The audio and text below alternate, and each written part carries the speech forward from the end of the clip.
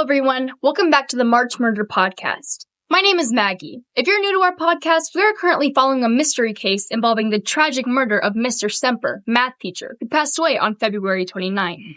Today, I'm sitting down with suspect number 1 to discuss the accusations. Please introduce yourself. My name's Eric Trilk. I teach high school English here. This is my 15th year at Marion. Where were you at the time of the murder? Not anywhere near Mr. Semper, I'll tell you that. I have way more important things to do down here in the English department. Like, I barely leave my room, like, at all. Now, the police suspect that you killed Semper because of your hatred for the kind of music he loves. What does it say you got into a heated argument about electronic music? Care to expand? Yeah, well, it's fake music. I mean, let's be honest. It is a person standing behind a board just pushing buttons. They're taking credit for like other people's music, and then they push buttons and play through it. It's a joke. It is the most unoriginal kind of music out there. Like, learn to play an instrument, maybe. I don't know. At the scene of the crime, investigators found this book thrown on the ground. Mr. Trilk, you are a fan of Catcher in the Rye, are you not? It's my favorite book, yeah. Any idea why Catcher in the Rye would have been found on the floor near the body? I don't know, because it's super popular and everyone should probably read it. Do you know who would hate electronic music? Holden Caulfield.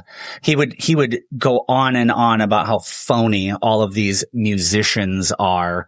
And so, I mean, my guess is that, it's one of the top selling books ever in the United States. It sells copies and copies and copies every year. I mean, someone probably had it on him or knocked it off a shelf for all I know. There's tons of copies in this building.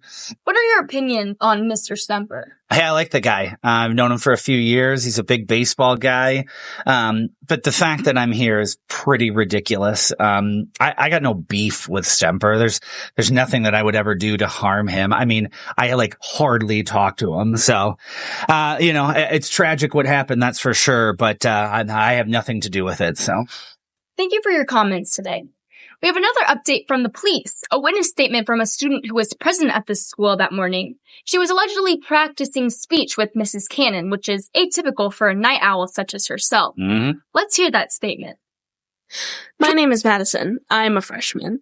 I was at school practicing my speech reading when the murder happened. I do literary program, which is when someone performs poetry and prose based on a theme. So I was working to improve how I read the pieces. I was with Miss Cannon in the morning because that was the only time I had to practice with the musical practices being after school. We met at 7 a.m. to get some extra time, but not even 10 minutes in, she said that she had to leave for a minute. I can't remember exactly why she did, but she came back maybe 5 minutes later. She seemed really almost overly focused on my performance after that. Join us next time for our interview with Mrs. Cannon, where we ask the question, where were you at the time of this murder?